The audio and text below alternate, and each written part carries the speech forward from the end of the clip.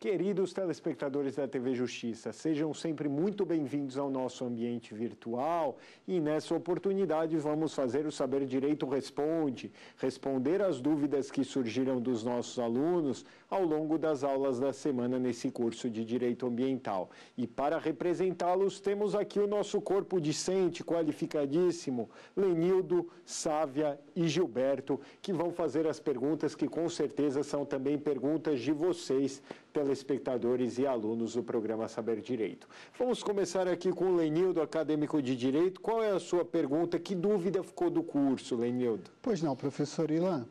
A minha pergunta é a seguinte: de que forma pode-se assegurar o direito ao meio ambiente ecologicamente equilibrado a esta geração e às gerações futuras, sem o sacrifício das políticas de desenvolvimento econômico em razão da ineficiência estatal e da burocracia administrativa? Lenildo, muito obrigado pela sua pergunta. Essa pergunta do Lenildo, ela é muito ampla. Em primeiro lugar, ela coloca o macro bem ambiental e equilíbrio ecológico.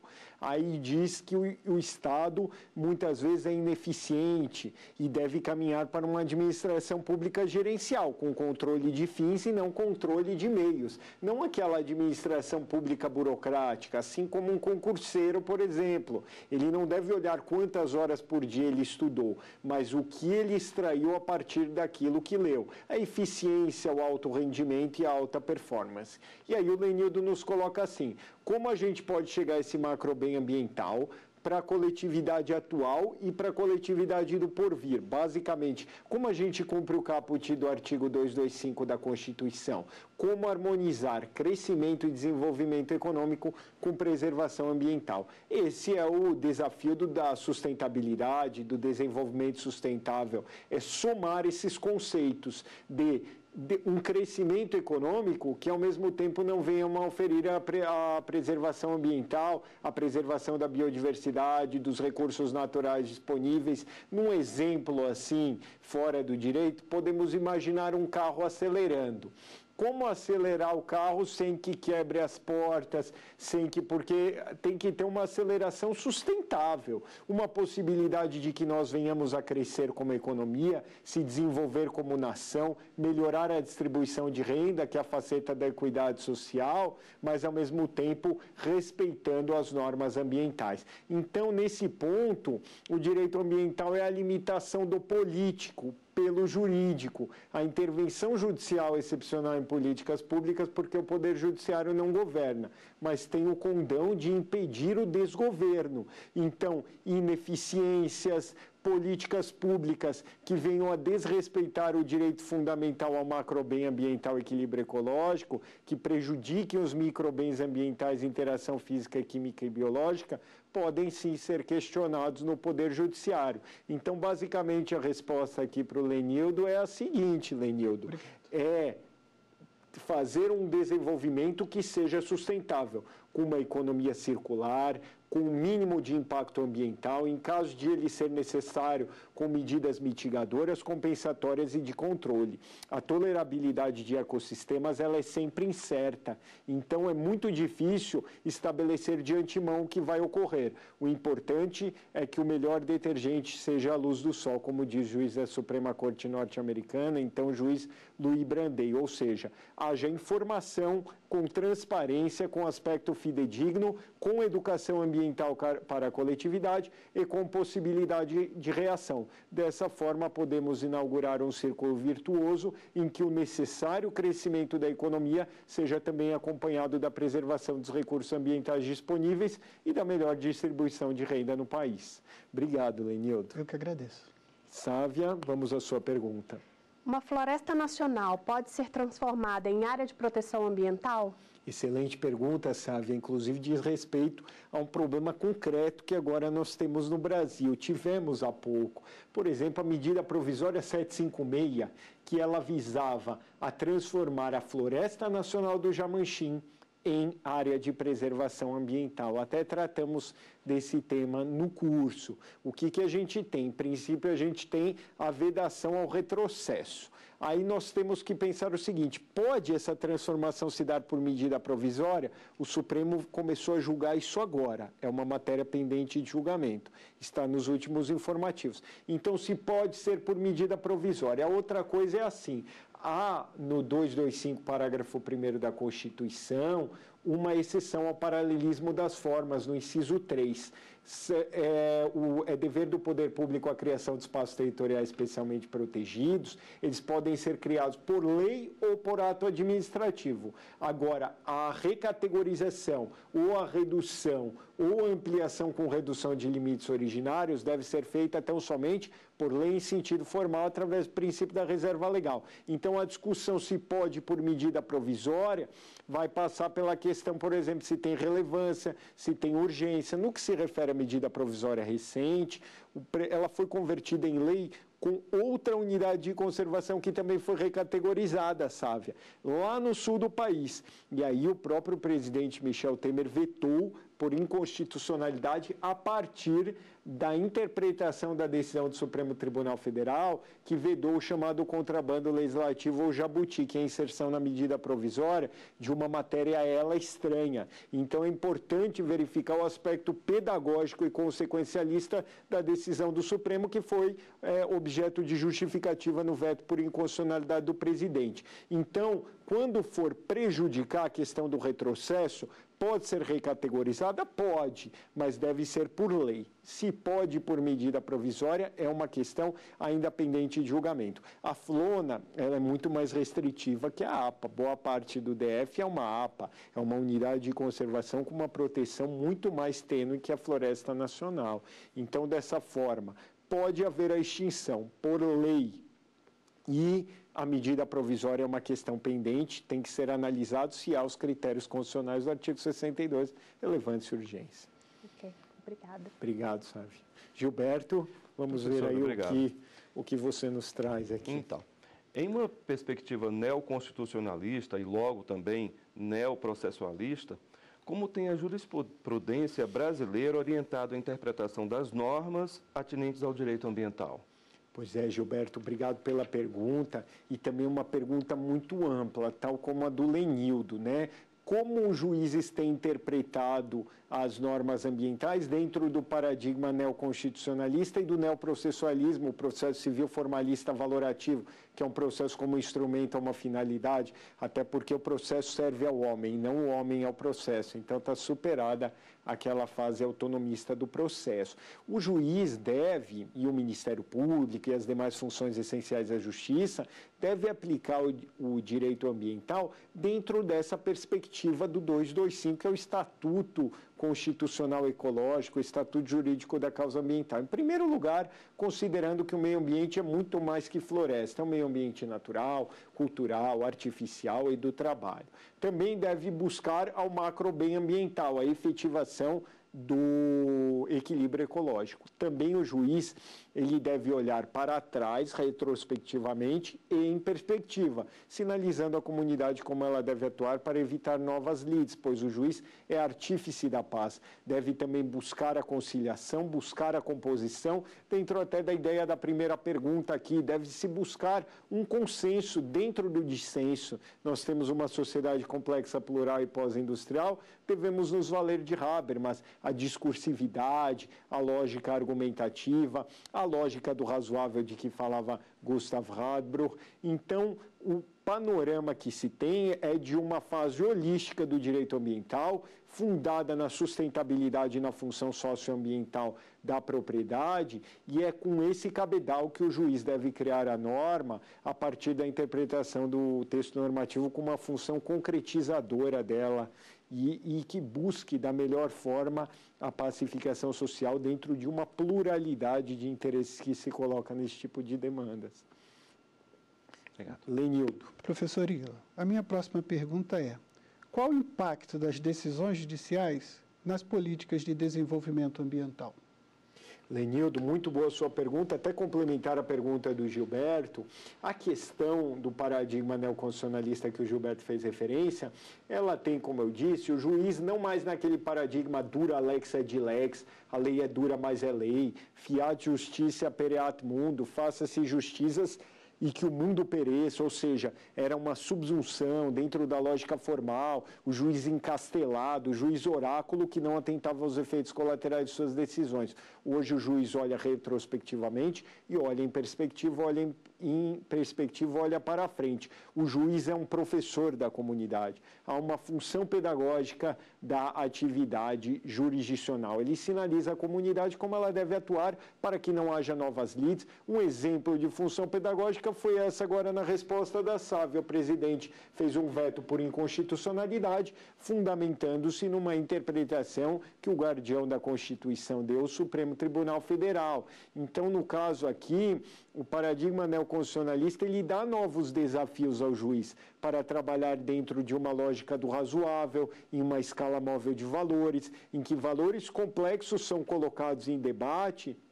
E ele tem o desafio não só de declarar o direito, mas de fazer com que as suas decisões venham a ser cumpridas. E que essas decisões possam orientar no futuro aqueles poderes que têm legitimidade aurida do voto executivo e legislativo a poderem produzir as melhores decisões do ponto de vista da evolução ambiental. Então, há uma função pedagógica indelével e há uma função preventiva também na decisão judicial. Vamos imaginar a tragédia de Mariana.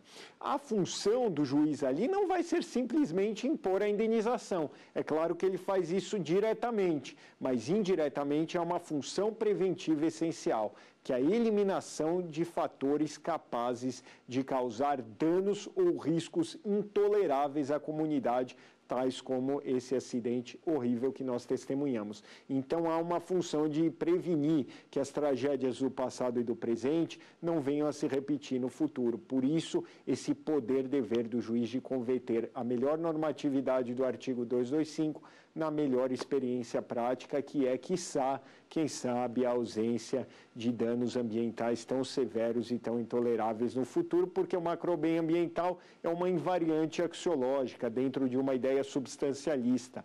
A questão da preservação ambiental é um consenso que a sociedade criou na Constituição de 88, através do artigo 225 em especial, mas também de outros.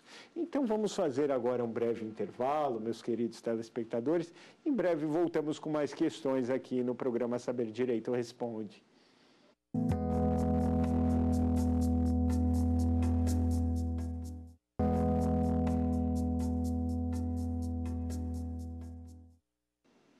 Voltando aqui com o programa Saber Direito Responde, vamos continuar respondendo as dúvidas que surgiram dos nossos alunos que estão do lado de lá, representados do lado de cá pelos nossos queridos alunos que gentilmente se disponibilizaram a comparecer aqui ao programa. Sávia, sua vez. Se for da cultura de determinada comunidade a derrubada de uma árvore e, ao mesmo tempo, essa derrubada for um crime, como que fica? Há penalização?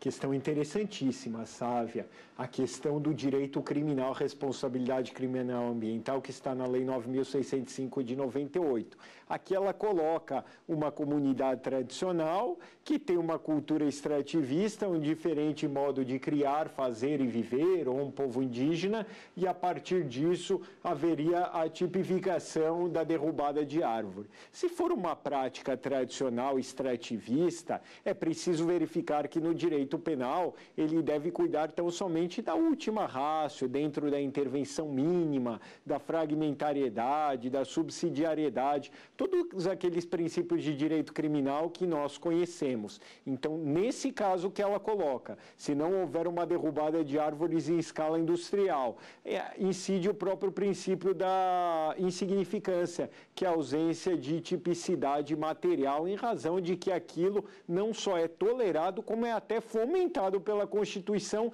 que não quer um etnocídio, assimilacionismo e integracionismo, mas quer sim que a nossa brasilidade continue a ser assim, pluriétnica e multicultural. Obrigado, Sávia. Gilberto, o que a gente tem agora? Professor, Tendo em vista que o chamado direito justo, e ainda que considerando que a nossa percepção de justiça tem muito a ver com que lado nós estamos numa demanda, mas considerando isso nos litígios, ou seja, naquilo que é judicializado, como tem sido aplicado o direito ambiental a fim de produzir justiça nos casos concretos? Obrigado, Gilberto. E mais uma vez a pergunta do Gilberto é zetética, ou seja, aberta, não dogmática e fechada, né?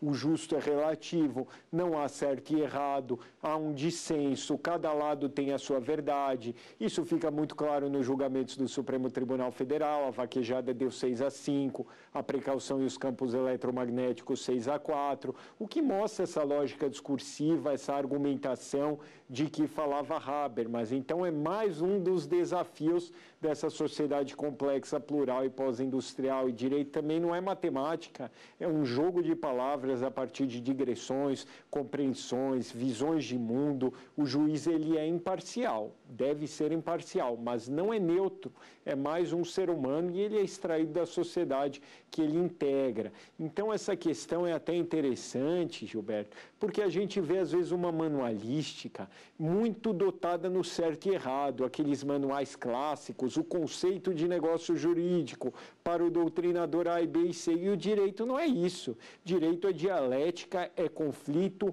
é tese, é antitese e é a síntese produzida pelo juiz, muitas vezes a partir de ótimos argumentos, totalmente razoáveis e sustentáveis, produzidos pelos dois lados. Por isso, a superação da lógica formal, da subsunção do juiz oráculo para um modelo vigente, que é a da justiça descentralizada, da proximidade e da participação, em que o juiz ele sinaliza à comunidade como deve agir a partir de consensos formados pela sociedade, dentro de procedimentos tidos como legítimos, o juiz natural, a imparcialidade, é o procedimentalismo e também o substancialismo, que são algumas invariantes valorativas. Então, por exemplo, o justo é o equilíbrio ecológico, é um macrobem ambiental que depende de uma adequada interação física, química e biológica dos microbens ambientais, também elementos sociais, culturais e urbanísticas, como que era a resolução CONAMA 306 de 2002.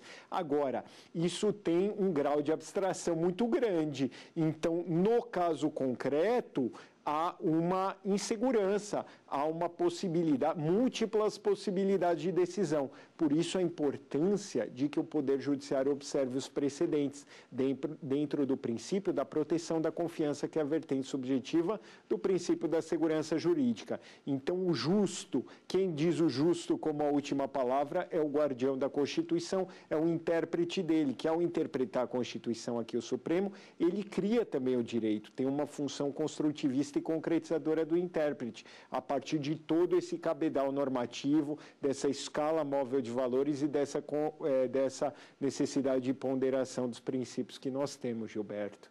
Então, é com essas diretrizes, né, uma resposta que, como o direito, não cabe como certo e errado, né? E aí, Lenildo, o que nós temos? Pois não, professor. Minha próxima pergunta é a seguinte. Quais seriam as principais razões da ineficiência do Estado na implementação e na execução de políticas de gestão ambiental, já que o Brasil possui legislação ambiental tida como avançada? Pois é, Lenildo, muito interessante essa questão.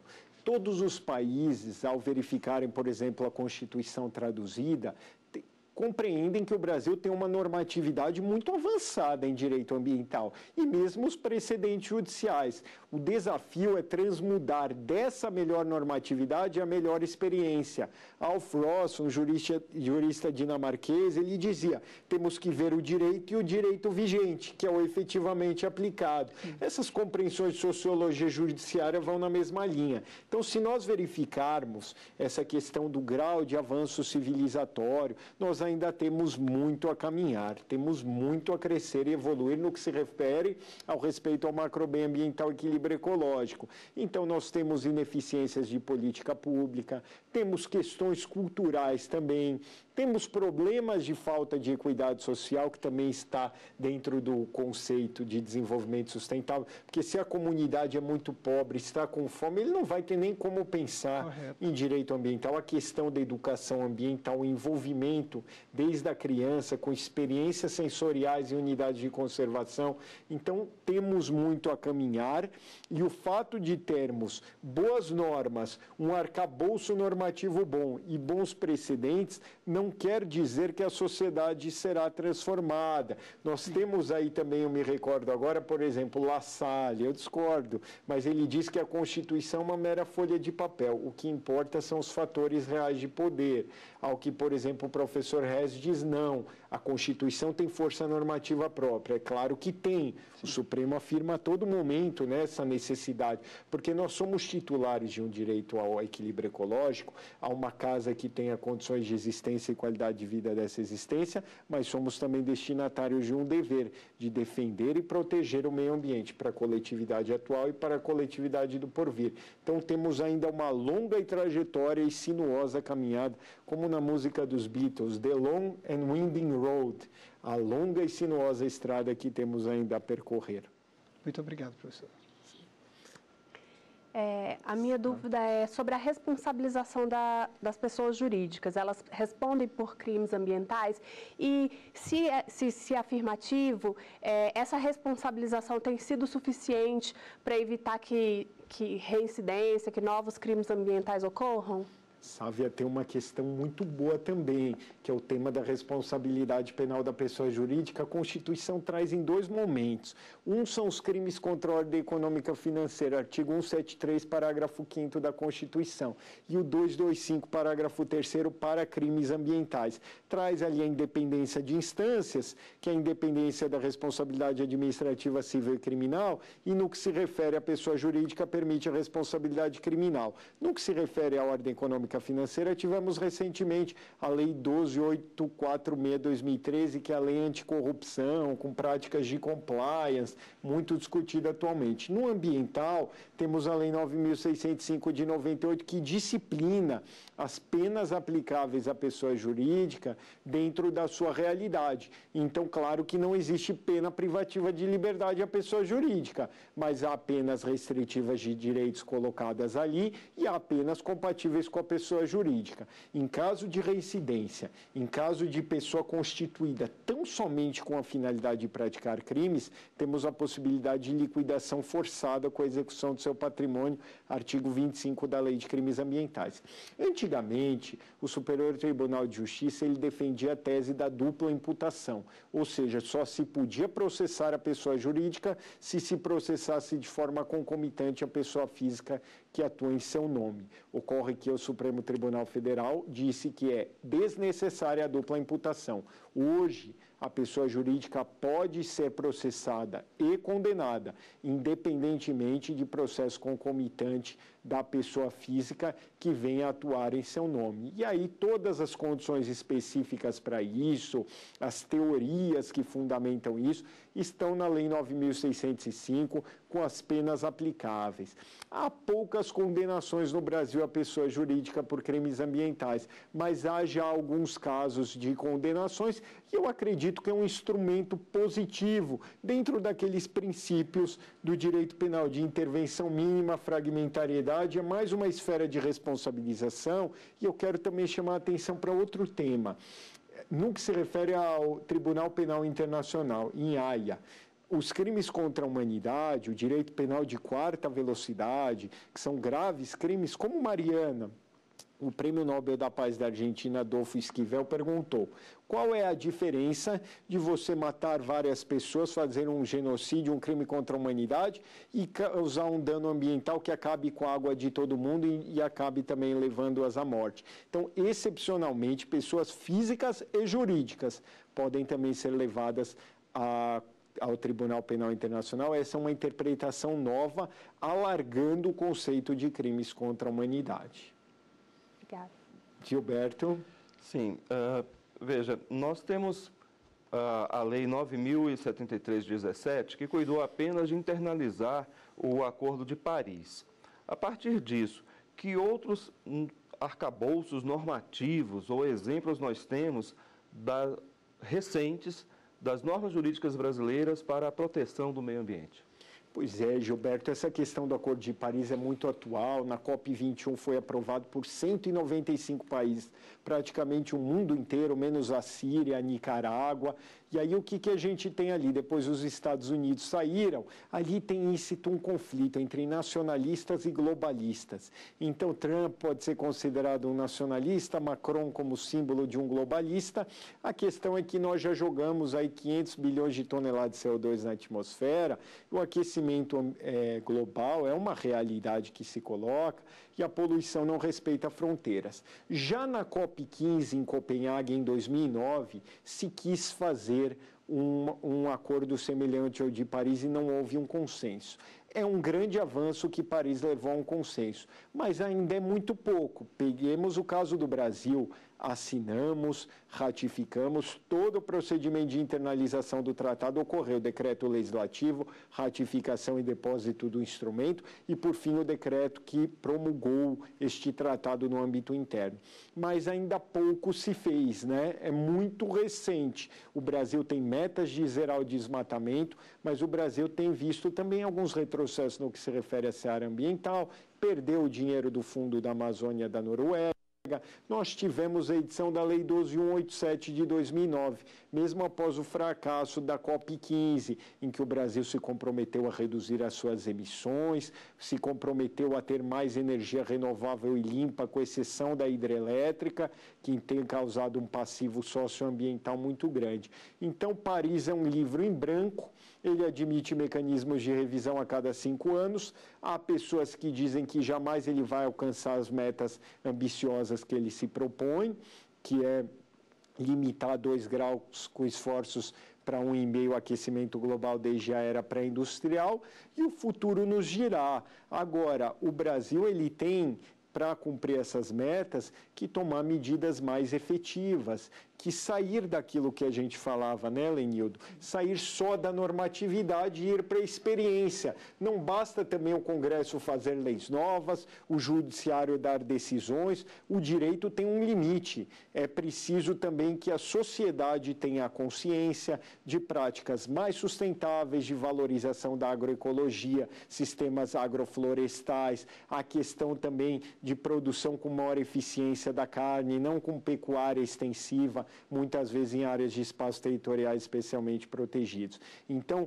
foi muito bom assinar o Acordo de Paris. Foi um avanço, porque é difícil obter um consenso numa situação dessa envergadura, mas só assiná-lo com certeza não vai levar à transformação da realidade que queremos. Então, eu quero aqui agradecer o Lenildo, agradecer a Sávia, agradecer o Gilberto, que fizeram perguntas muito inteligentes e desafiadoras sobre o direito ambiental do presente e o direito ambiental do futuro. Eu espero que vocês que estão aí do outro lado, nossos telespectadores, também gostaram. Então, muito obrigado pela paciência que me ouviram e até mais.